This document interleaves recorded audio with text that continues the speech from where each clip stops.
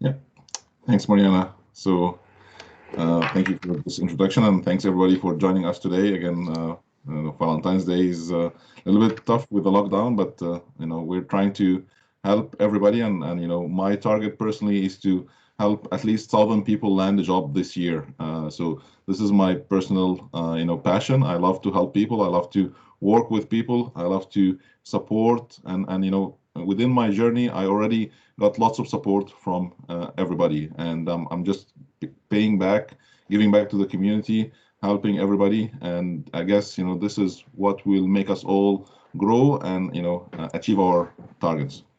So today I'm gonna share with you some of what I learned through my journey. I'm an immigrant who came to Canada 2014, and I faced lots of challenges. I still face some challenges, but again, I have developed some methodologies, some mindset, some ways that would help you really get to the job faster than before. So today I wanted to make this more of a discussion, and I encourage everyone to please ask questions as they come, and there will be lots of thoughts. So you will hear me giving you ideas and things that reflect on yourself. So please feel free to share what you know. And we have my friend Mike Jibara here is a recruiter. If you can raise your hand, Mike, just for everybody to know you, and he's helping the community as well voluntarily, nothing paid here. It's all from the heart. It's all from passion, just to give back to everybody. So feel free to reach out to Mike, and he's gonna help you with anything that you need as much as he can.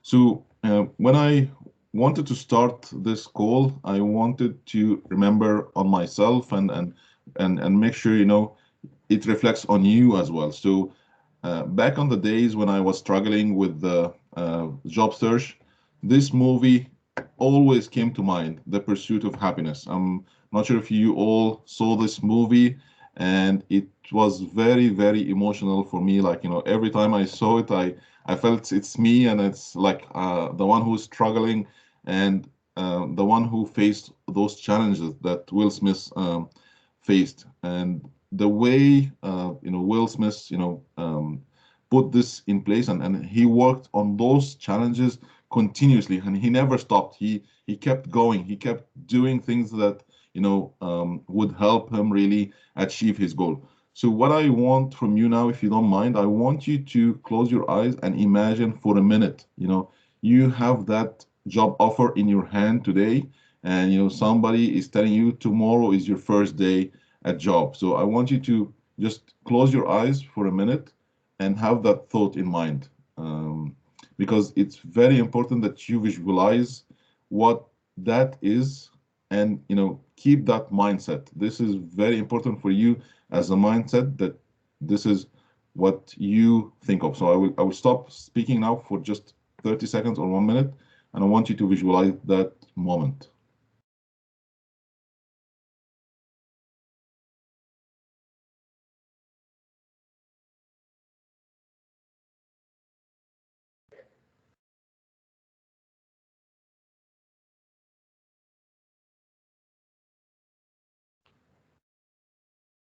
Okay. And if you cannot, imagine it, just imagine that you can imagine it. So, and I want to, share with you those few minutes from the movie that he experienced when he got that job. So, it's a little bit emotional. So just, try to be careful of your emotions, but, and it's very inspiring too. Okay. So again, I don't want to go further, but it's, this is the emotion that we all gonna feel the day when we really gonna get our first job back in Canada, and or the next job, whatever your situation is. And I know it's tough, I know it's not easy, lots of difficulties that we're challenging, but that day will come for sure. If you do the homework, if you work on yourself, if you keep moving, keep trying, that day will come for sure. Trust me, I've been there, and I was feeling the same issues, challenges that you're facing today, and that's why I'm doing this today. And it's all about the mindset. It's all about what you really keep telling yourself. So if you keep telling yourself that you will get there, trust me, you will get there. If you keep saying otherwise, whatever you keep telling yourself, that's what's gonna work with your mind. So change your mind, change your life, whatever. If you need new results, you need new mindset. You need to have that shift. So we'll move to a little bit of a reflection on our story as immigrants, our story as people, and I'm gonna share quick pictures about myself, but I'm doing this to reflect on you because you are going to have the almost similar experience, from the day you graduated, the way you got some work in your country or back home or wherever you were, you did some great things, and then you moved to the ladder, and then you came to Canada, you faced some challenges. So, and I'm not gonna bore you with my story as a person, but I'm gonna share what happened to me and reflect on you, so that it becomes more about you. So we all graduated someday, we all got our first job, and then we moved in our careers, we traveled, we met people, we had some good days, bad days, and lots of experience that we learned, whether it's back home, other countries before we came to Canada, and that what made us come here to Canada. We want to come here and develop those experience further and help develop this country, and work together as a community, as people. So again, this is just some pictures of my travels, my previous works, my different assignments in 14 countries all over the world. So this is again some of my experience, some of my different days. Then I came to Canada like you 6 years back, and that was my first shock. I had a very successful career. I had lots of good profile that I made through the years. I made lots of friends, lots of people who helped me to achieve those credentials and work. When I came to Canada, I got stuck, as some people got stuck. So I was, sitting for a while, looking for a job, and facing those challenges. So what did I do? Again, I had that mindset that I'm gonna land that job. This is what my mindset, and this is what you need to have as your mindset to really land a job. So when I came to Canada, it was almost winter, back in 2014, and it was my first winter, and I was in Ottawa. And imagine, Ottawa, and that winter it was like minus 40 degrees. It was the worst winter ever. People were telling us this didn't happen for lots of years. So imagine, I was not ready to wear even the winter gear. I thought maybe I would just wear normal shoes, just wear normal trousers, and go out, and it will be fine. But then I find no, it's not fine. It's very cold. I have to really wear something that makes me, I know, feel warm. Okay, so what I did, the first minute I came to Canada, I didn't sit in my basement, searching for a job online, and leave myself isolated. I went out. Every day I went to meet people, and I joined whatever workshops that is out there. So there is an organization called Live Work and Play here in Ottawa that I joined as a volunteer. It was just 1 or 2 hours that we do every weekend to help people who are vulnerable, to get them out of their, to have some fun, go to the cinema, have some food, and we speak together, and myself with other volunteers, we do a group chats, and we learn together. So again, coming from outside Canada, my English was not perfect, so I needed some ways to practice, work with people, and get my English to be much better. So I used this one. And also I went to other workshops here in Ottawa. There's Invest Ottawa. There is other organization who non-for-profit, that wherever you are in Canada, there will be something similar. So you just need to join those organizations and those networking events like this one and others. This will help you grow your network massively. You will be able to know people, and this is what we all lack when we came here to Canada. We are coming were a very good experience, but very minimum network, if almost zero network. So this is one of our biggest challenge as people, immigrants and others who are suffering today. And if we isolate ourselves, this problem will not go away. It's not going to happen on a day that your network suddenly will become that big. If you don't speak with people every day, then this network will stay small. So this is something that you need to work on from your side. So when I came to Canada, I started checking my phone list. Who do I know? Who can I speak to find a job? So I started reaching out to all my friends who are living in Canada and see who can help me. And this is what you can do as well. I'm sure there's friends that who can help you today from your list. It's just that you didn't think about it. You just didn't maybe thought about doing this. You could just check your LinkedIn, check your Facebook, and this is the power of social media, how it would help you reach out and get that help quicker. So that's one of my ways to. So I spoke to one of my friends. He was working at Motorola at that time, and he told me, we have like a contract 6 months that you could just come and help us with, and let's do that. So I got the contract. It was good contract, 6 months. Just to put my foot in the door. I had to travel to Halifax. I spent like 6 months in Halifax, PEI, and New Brunswick, all those areas for 6 months back and forth between Ottawa. It was fun. I really loved it.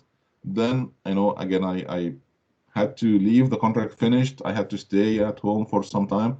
Then, again, I spoke to another friend of mine who was back home in Egypt, who knows somebody here in Canada. And he connected me to him.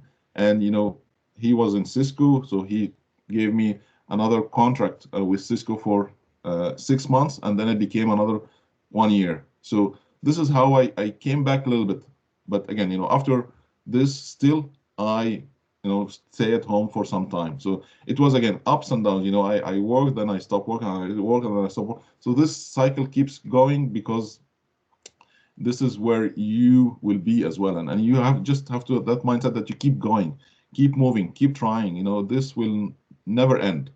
Even today, I'm working with Microsoft, but tomorrow maybe Microsoft would change something that they don't need me. I will be in that cycle again. So if I don't have that mindset readiness, I will not be able to manage those challenges.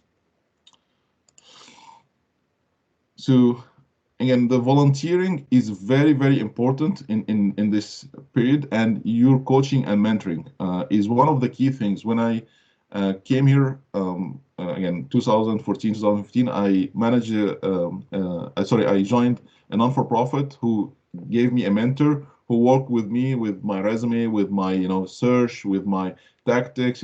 My resume was terrible at the beginning. I had things that, when I see it today, oh my God, what did I do to myself? Nobody could really accept me if I send that resume. And I was surprised, I was sending 40 jobs every day and nobody's answering me. And why? And I was starting to say they don't like me. There is racism. There is so many things, and it was just my perception. It was just my mindset that I kept telling myself. But because of my positive mindset, I started to push that back and say no, this is not about them. I think I'm doing something wrong. And the mentor helped me. He told me you don't put your picture in your resume. I was putting my picture. Imagine how this was happening, and I put some logos. And there is some ways to do things here. So you just need to respect that, and I need to work on it. The volunteering as well, I built a team to help kids do some robotics and some Lego Mindstorm, and that grow my network very quickly. And I didn't do much, just I told them, we have this sessions that we do every week, and people, if you want to interested to join, just go through this in non-for-profit and pay, and then come join those sessions. So it was volunteering. It was a good, way for me to learn many things and also network with so many other people, parents and others. So again, you don't need to do miracles to get volunteering on. You just can check with your friends, and solve a problem. Just solve a problem that the community is having. If they are suffering from, let's say, the snow, you can maybe organize the people who can shovel to elders and seniors. You will get recognized. Anything good you do will definitely pay back to you, whether you find it today or not. So again, I don't want to bother you more. I'm now with Microsoft. I also volunteer while working, although I may not need to find a job right now, but I still volunteer because, and this community that we're doing is one of the volunteering things that I'm doing, because again, I need to keep growing my network. I need to get that visibility. I need to help people as well and get their support when I need it. So tomorrow I will maybe need your help. You will come and help me if I ask you. Okay, so our agenda today, we discussed the story. I want to go through the misses, and feel free to interrupt me, ask me questions. So let me pause maybe and see if there's any questions from the group regarding this story that is more about you than me, and if you experience the same thing, what's in your mind, if you want to share anything from your side. I think when you said that you networked, you reached out to friends and family or friends back in Egypt to make that connection here in North America, that is so key, because if somebody knows someone, that breaks the barrier of being a little cautious about hiring them. And not only that, it opens up the doors. For example, people coming in from, like Mariana from Brazil, if she joins like a Brazilian group or something, or an association, a lot of them are in IT. And I actually brought one guy relocated from Brazil, from Calgary, to work for me at a client. And I said, I'm looking for this kind of resource. You know anyone? Called his Brazilian friend who was working at another company, who left and came to work for me. And they seem to know each other, And I think that's key, because the more people you know out there, the more you expand your networking. As Ahmed says, it's really key. It's really important. So it's so helpful, and you're not alone. That's the whole thing. Yeah. You're not alone. Hi, Ahmed. Hey, Ahmed, this Rupa. is Ruby. Hi, how are you? Thank you, everyone, for allowing us to join you. It's really interesting. Thank you, Ahmed, for organizing this. I'm not in IT, but I can share the same experience with a CV. For example, I would send my CV over to like 200 CVs, basically, 200 jobs I applied, and I was getting nowhere. And I was wondering the same thing as you said. They don't like my name. It sounds Arab name. Maybe it's racism. Maybe there's that, but actually, it's not that. The CV I was sending, it doesn't look like what Canadian companies and what Canadian employers are looking for. As you said, I had a picture, because in Europe you have your picture. I had hobbies at the end. Here they don't care about having that sometimes. It depends where you are sending it, of course. I had marital status, also that you don't add here, but while in Europe you would add it. So all of these things, without the mentoring and the coaching, somebody told me, it's like, this is not a CV that you would send here. And working on that CV was the key for me, because also there's something else I wanted to share, and I think we spoke about this once. I have a PhD, so that was an obstacle for me, because in some jobs I was looked at as overqualified, and hiding my PhD for some of the jobs that I was applying for was a key as well. Yes. So we need to target, like we need to know exactly what's the mindset, what are they looking for. Sometimes you might hide some information, focus on some, try not to oversell yourself if the job doesn't require it. Just having that tailored CV for the job and for the employer was a key for me. Yeah, no, that's a good point, and thanks, Ruba. Yeah, it's mostly what really the market needs. This is what we need to show. So we don't really give more, because sometimes when we give more, it hurts us. So that's what we can cover in other sessions about the resume specifically. And I will dedicate some sessions to go through the resume with the help of Mike, with the help of you, Ruba, and others, to help us understand exactly what is the best way to put the resume. Okay, any other questions? That is so true about, like PhD, because I've submitted, we have about 10 or 12 clients, and I work mainly with one or two of them. And the odd time whenever I find a resource who had a PhD and I bring it to my account director, and Ahmed knows him, Sam, he would say, well, the hiring manager would look at that person as someone who's going to eventually replace him. So he'd be intimidated by him. So they don't hire PhDs. So we would tell him to take that designation off the resume. Don't put it on there. It's not needed, Very good point. And some other roles in the US that we have now, more recent, they're looking for PhDs. So they're only looking for people with, PhDs. So it varies with the role itself, but that's a very good one. Very, very good one. Yes, yeah. Ruba. Thank you. Okay, so we'll jump into the discussions more, and again, I would like this to be engaging. So feel free to share your thoughts. Stop me whenever you have something in mind, because it's all about you. It's all about what's happening right now here that is bringing up some thoughts. So I want to go through the biggest myths of job search. Some of you are here since maybe months. Some are here since years. So there is thing that before we came here to Canada, we had some kind of ideas, some kind of thoughts or mindset that we put because of our culture, because of our previous countries and other things that we learned before we came to Canada. So when we came to Canada, we find that those things doesn't work. So that's the mindset that we need to shift. So I'm sharing here some of those mindset that I was thinking before, and you may be thinking right now. So just send the same resume to everyone. Just send it and you just wait, and it doesn't work. So if you just send the same resume without tailoring it, it doesn't work. It doesn't really get you any feedback. So if you have an expectation to send the same resume, then you just need to change that mindset. If you don't do your homework and tailor the resume to the job to match the skills in the job, then you get more visibility. And if you don't do that, don't expect that you get selected or have an interview.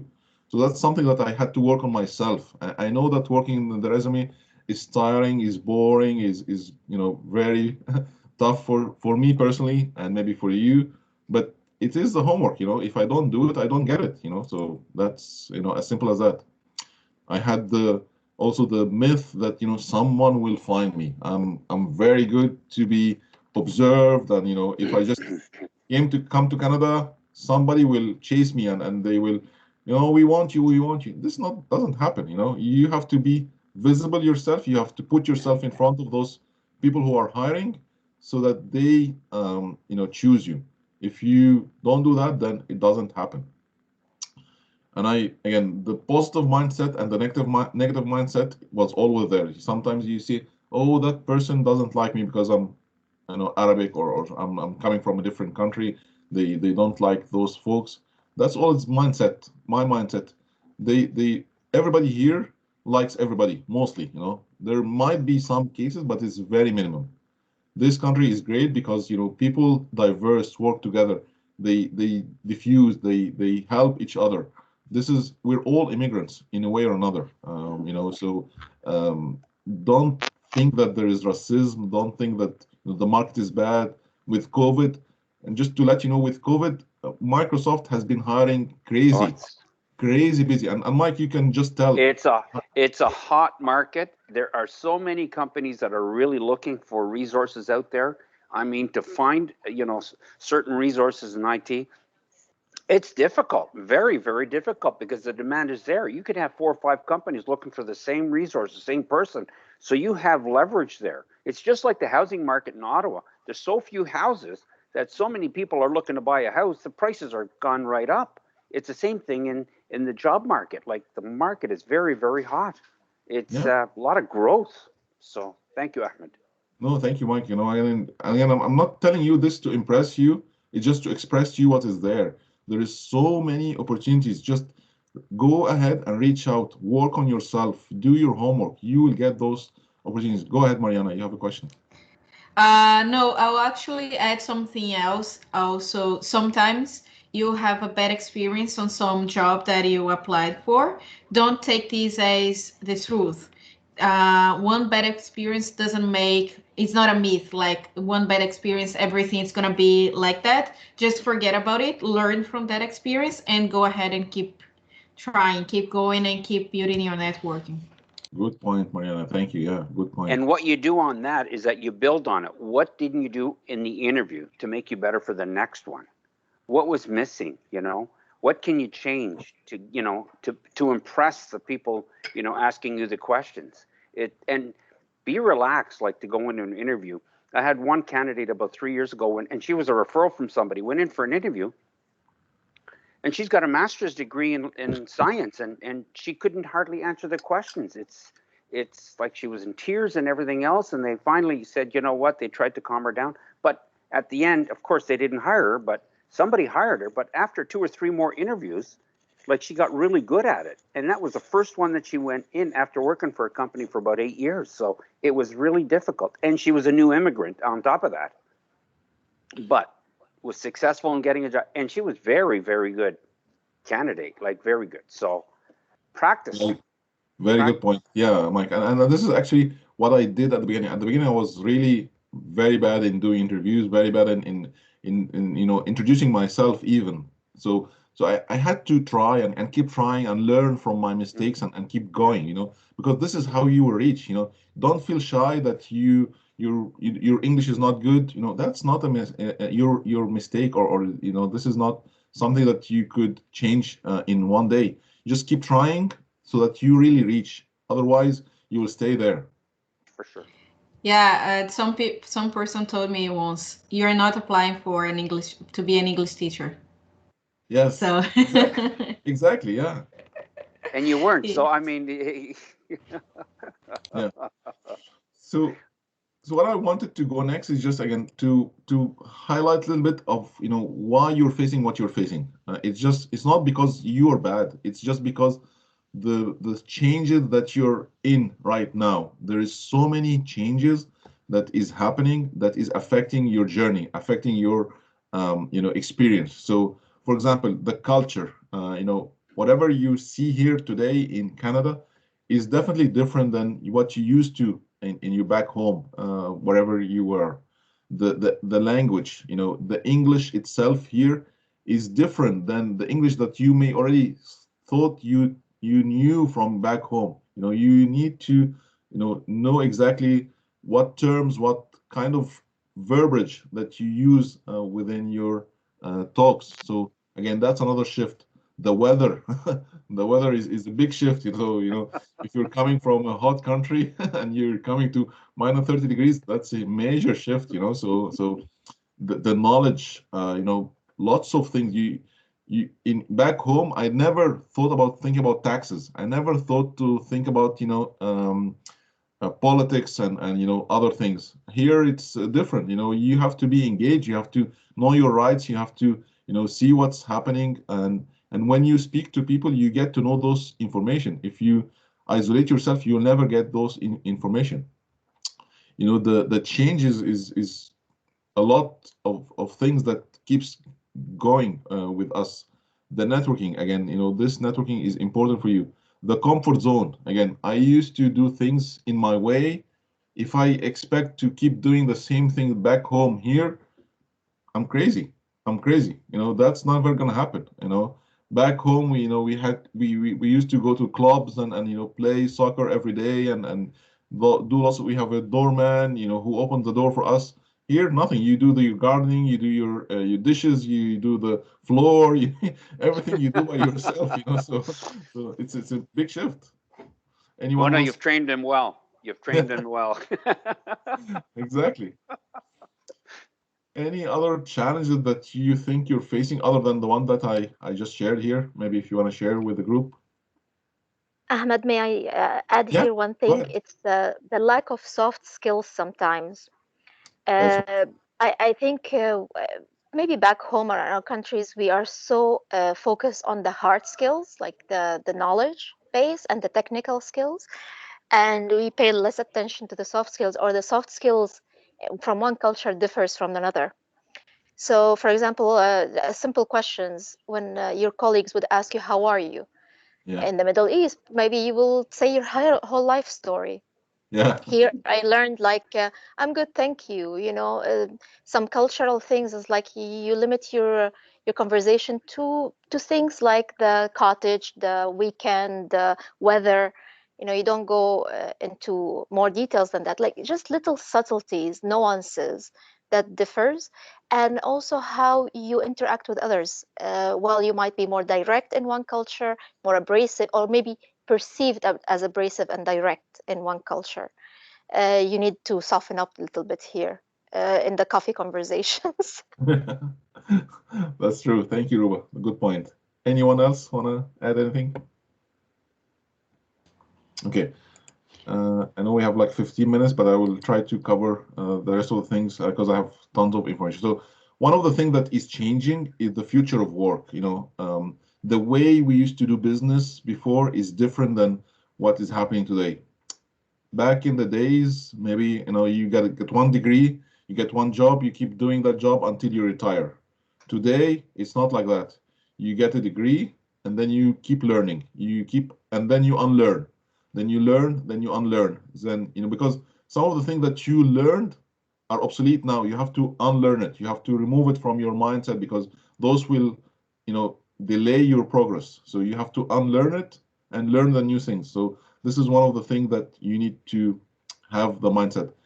Before, back in the days, again, also your boss is the most experienced guy in the world who will, know everything about your job. Today, your boss is just somebody who relies on you to guide him or her on, the decision they will make. So you need to be the expert in this area and decide and share your decision with your boss.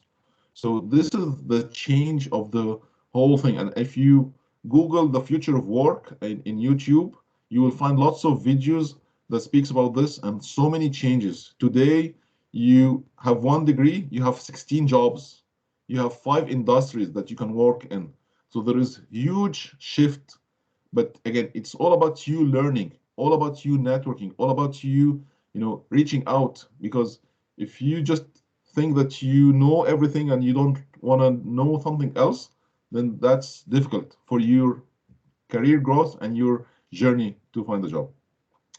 Multitasking and tech savvy, whether you're working as a farmer, whether you're working as, a butcher or carpenter, if you don't know apps, if you don't use your smartphone today, if you cannot really, join, some of the taxes apps, you cannot really progress. So if you don't learn those skills, digital skills, then it's gonna be tough for you to move ahead.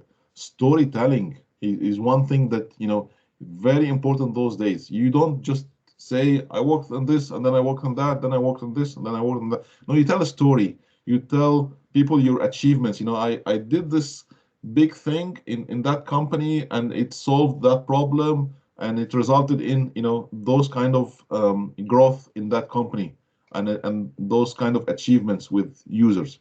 So you tell it in a story, and if you want to go and check our YouTube channel, there is a storytelling session that happened 3 weeks back. It's very important that you know how to speak about yourself in a storytelling way.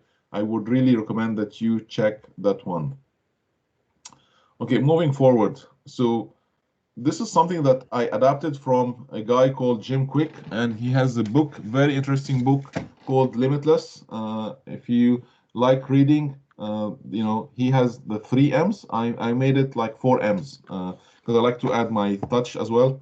So the 4 M's is mainly the mindset, which we will focus today. This is a big talk by itself. I don't want to go into details today, but in a few words, those 4 things are very important.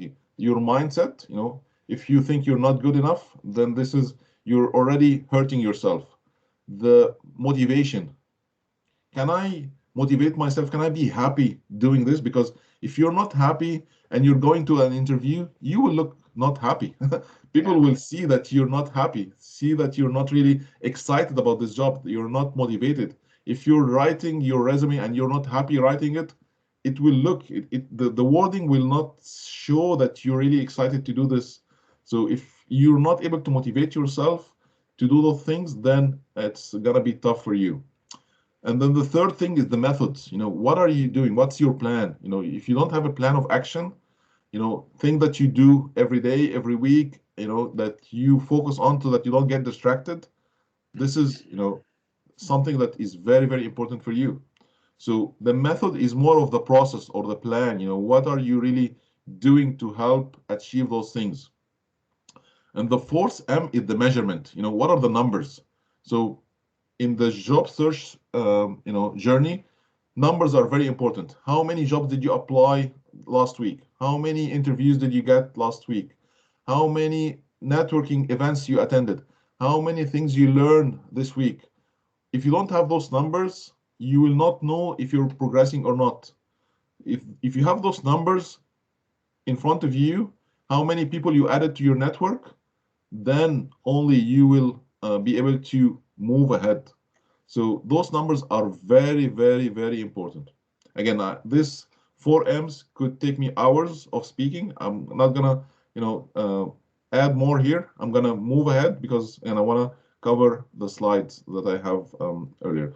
So the mindset is again key, as we saw in the first movie from Will Smith. Think about that day. Keep that day always in mind.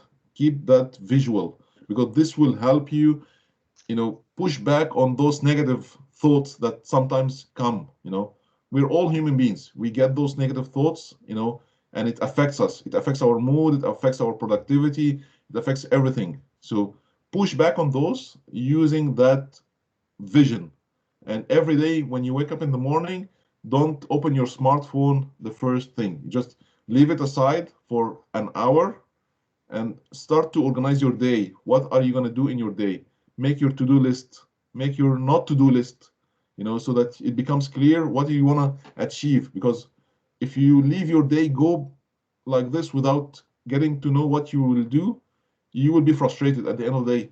I didn't do anything. I didn't do much. And it's just because you didn't write them down and you didn't, tick them that you completed those things. This will stress you. Trust me, you have to be clear what I want to do, even if small things, but do it and make that obvious. Organization, that's what it True. is. True, yeah. And always have that positive mindset. Always make sure that people will help you and will want you to succeed. Keep that in mind and, use it. Don't think that they want to, make you bad, or they want to make fun of you. No, don't push those things, negative thoughts away. So I always try to end up with a call to action, because this is something that you need to do as a homework. And I'm a project manager. I used to work with people, so I know if we don't have action at the end, then things go away. So this is some kind of the call to action that you need to do today and keep doing every day. So the first call to action is think of the day you're hired. Again, keep that thought in your mind every day. This will help you push back on all the negative thoughts. Stay away from negative people. If you meet someone and then you felt sad after meeting him or her, then keep that person away for some time. It's not about that person is bad, but it's just like they don't know what you're going through. Maybe they don't know what's happening on your side. They have some ideas that may not work for you. So if you sit with them continuously, they will keep giving you those negative energy, and that would not help you. The second one is still also the mentor or a buddy. Don't go through this journey alone. This is tough journey. You need somebody to help you. You need your partner, you need your friends, you need your family to help you, take your hand, keep pushing you to achieve the success. So make sure you have a mentor, you have a buddy, you have a friend, somebody who you share continuously and work together. The third thing is meet at least one person every day, at least one person. And when I'm saying meet, is FaceTime, is not just to connect through LinkedIn and let go. No, this is not meeting. Adding connections through LinkedIn is good, but if you don't make that human interaction, it doesn't work. If you need me to help you and you don't speak to me like, we're friends or like we have something in common, then how can I help you? Like this is common. We're human beings at the end of the day, If you want me to help you, you need to help me or just share at least that you care about me. So this is something that you need to build that, human interaction. Just to add to that point quickly, Ahmed, Yeah. that happened to me last week when I connected with somebody on LinkedIn. I just go down, I scroll for all the certain technologies I'm working on, and one guy accepted. And when I looked up his profile, his number was there. So I called him up, and you know what I mean? I thanked him very much, and I said, blah, blah, blah. I said, and by the way, we have this role. He said, well, I'm not really interested. I just got a job. Perfect. Congratulations. And for some reason, I don't know how we got on the conversation. We started talking a little more, like maybe another 5 or 10 minutes or 15 minutes. That's all it was. But when you left that conversation, you had such a great feeling about that person. And so when I asked him for referrals, he says, I know a couple of people that may be interested. And so he's going to reach out to them for me. But it's just like, and I said, send me your resume if we get something fantastic. And he did. Like, I'm being honest. And he did. It's just that sometimes when you leave a conversation with somebody that you've never spoken to before, didn't know who he was, and you leave a good impression, whether you get him the job or not, he will help you somewhere down the road. Yeah. No, that's a good point. No, that's a really good point. Yeah. So if you speak to somebody, if you connect with somebody, there's a number. Call up, say hi, thank you very much for accepting the invitation. It was a pleasure, that I'm able to join your network. And who knows, because of that call, sometimes it may lead to an opportunity down the road for you. So. Good point. Thanks, Mike. Thanks for sharing. Yeah. You're welcome. Yeah, and again, the last point is just reach out and be curious. Thomas, I see you raise your hand, so go ahead and ask your question, please. Go ahead. Yeah, about those little calls, I've been doing this. I'm taking a certification. It's a CSC. It's for banking fee. And I think last week or week before, I entered the Facebook group. And everyone there is doing the same certification, so we are helping each other. And like, I think last week, I have been like 3 or 4 calls, like sharing experience. This certification has like 2 volumes, so you need to take 2 exams. And like I did the first already, so some of them didn't. So and was very like grateful for me because I could help them to like to share my experience during the first exam, and like now I can feel like I have a new group that's growing, and like I have contacts in my field, like so. Perfect. Even like small calls could help it. So. Yeah, well, that's what you need to do. Just again, small things every day that will grow, and then you will reach your end goal. Through those small referrals, through small networks. I used to even, speak to somebody who's beside me in the bus while we're going through the commute. Just talking about my passion to help others, and we made some connections, and she even send me some jobs afterwards. So every day you build those networks, you build those relationships, and you grow. Yeah, and you never know that person could help in the future. Exactly. Yeah. 100%. Yeah. Any other points, anyone? I'm gonna. Yeah. Yes. Go ahead, yes. Thank you so much, Ahmed. Thank you so much, Mike, Mariana, for organizing this nice meeting. Thank you for the other colleagues for sharing their experiences as well. I just wanted to wait until the end just to share some insights about what I hear today and about what I faced in my life. The first thing, I'm just calling from La Planète, Quebec. If you don't know, I'm from the Quebec, which is a different word. It's not a part of Canada. So we have to, yes, really. So I would I would say that it was very nice hearing you talking about the English and the blah. This is no racism. I was laughing.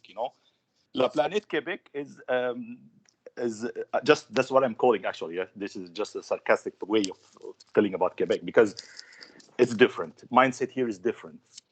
I am a physician. I hold an MD degree. I worked all my life in the pharmaceutical industry for almost 20 years. Unfortunately, being to be here in Canada to find a job in the pharmaceutical, it's only either Montreal or Toronto. So I don't have a lot of places to go. That presentation was very nice. However, I felt it's a part of it's kind of coaching. You focused more on the intangible things, the very subjective issues. I would like to, if you have in the future this kind of presentation, to add the tangible, the very objective things, because changing the mind, that's a very good presentation for the newcomers, the people who are still here for a few months now. I have been here for 10 years, and I didn't get what I want. By the way, I've gone by far. I exceeded by far that level. But just I wanted to share two things here, because I don't want to be in the negative person here, but we have to be realistic. I have to mention the education. That's what I felt here in Canada. Very nice to be. By the way, the last pharmaceutical company I worked with was Pfizer, the one who invented the COVID-19 vaccine now. I will not tell you how huge this company, how opportunities are emerging in this company. I reached it to the level that sometimes I had 2 interviews in the same day. So my issue was not to get the interview. In the beginning, I faced the same issues you mentioned, the CV, how to change the resume. By the way, mentioning the word resume, a way of Quebec. And in Quebec, it should be CV. By the way, I mean, even mentioning the word resume in Quebec, the French people, they don't accept it. It's an English word. So no, it's CV. So even I've learned that. Even I know that I'm trying to do, when I have an interview, I do my homework, trying to explore the person I'm going to meet. 100%. LinkedIn is a very, very nice tool, reaching to the level, trying to upgrade the LinkedIn profile every day, try to improve it every day. It's a very good tool. However, I didn't get any job in my life through LinkedIn. It's all the network. It's all about the network. Exactly. It's not about the quality. It's the network. So the first thing is the network. But what I realized here, that I just don't want to exceed the time. Education. This is what I felt I'm missing. You have very good profile. You have very good. You have very good education outside Canada. You have very good experience, but I don't have education in Canada. It doesn't matter did you have to get recertification in Canada, or what did you do? Yes. So for that's what I mentioned. I am an MD holder, so to have an MD, it's really impossible to be back to the medical field with MD.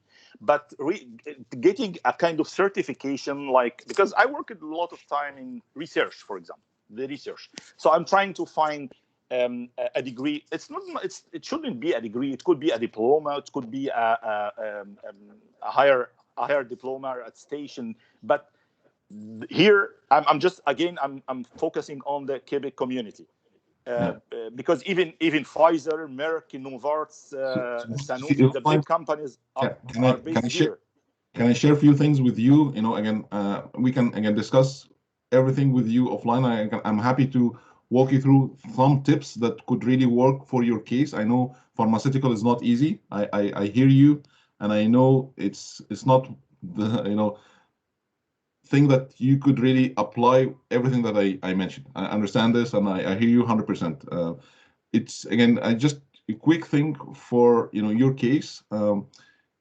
If Quebecois is not the right place, maybe just move to some other province. That could be an option. So there is ways. Again, I don't want to take the time on your case right now. I discuss offline with you. I'm happy to have a call with you to help you. But there is ways. There is so many ways, and I will share those with you after the call if you want. It's just a matter of reaching out and getting those ways to use them to apply it. And it's another homework. I know it's not easy. Sometimes we don't want to do those things because we already had a career.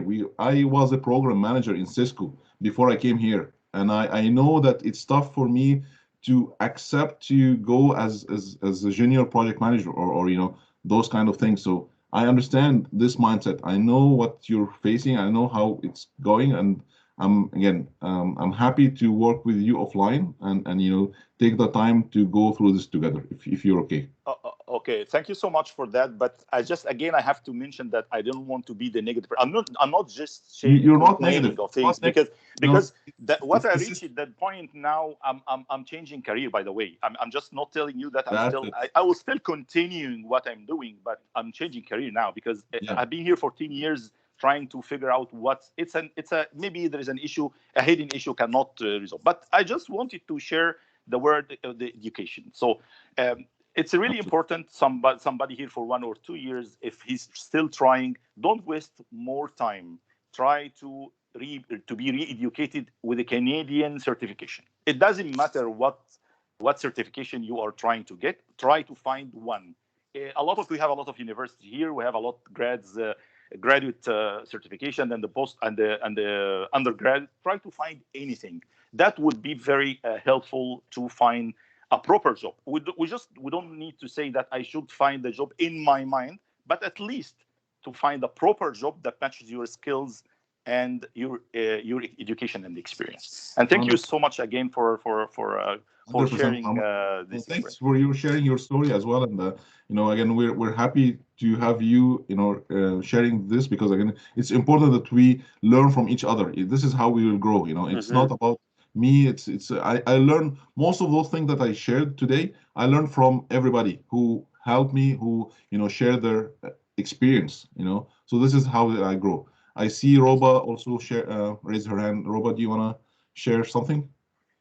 Just two things on that. Actually, I did help few people truly find jobs faster by getting them that Canadian certificate. Sometimes it doesn't matter. Just like they come, for example, from other countries with IT, let's say, or with MBA or something, but they cannot find jobs.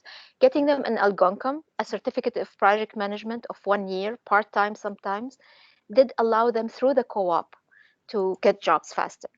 The thing is, though, that is helpful if you want to change or upskill, like you don't have enough skills. But for somebody like you who had worked in Cisco, who had worked in the companies before, who already has, it's more of a networking issue and mindset issue than skills issues. Yeah. That's one thing. The other thing is really, how do you present yourself on LinkedIn? And I'll emphasize, because some people maybe are reluctant to put their profile on social media, particularly LinkedIn, which is different from Facebook, I would say. That's where you find more the recruiters and the employers. I really recommend that everyone who is looking to update their profile and to make it more relevant on LinkedIn, because I know that many of the recruiters these days, they don't even give you a call before checking your LinkedIn profile. And if you have other experiences on LinkedIn, please let me know. Thank you, Ruba. Good point. I attest to that. Yeah. Perfect. Yeah, I think we're at the end. I want to, again, be respectful of your Sunday and your Valentine's Day, but I want to open up also, if anyone wants to stay to continue asking questions, please go ahead. Mike, any thoughts from your side? I just want to say, I think Ruba said a very good point back about 3 or 4 statements ago about soft skills, and then you said something about being positive going into an interview.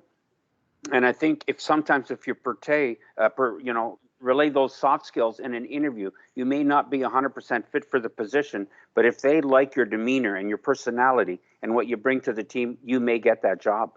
So I think soft skills is a very, very key point. Good point there, Ruba. Very good. Thanks, Mike. Thomas, you raise your hand. Question, go ahead. And I think your audio, just maybe if you want to check your mic, sometimes we hear static. So Good? yeah, Can you hear if you me? can just make it closer to your mouth. Yeah. It's good now? Yeah, it's okay. Go ahead. Okay.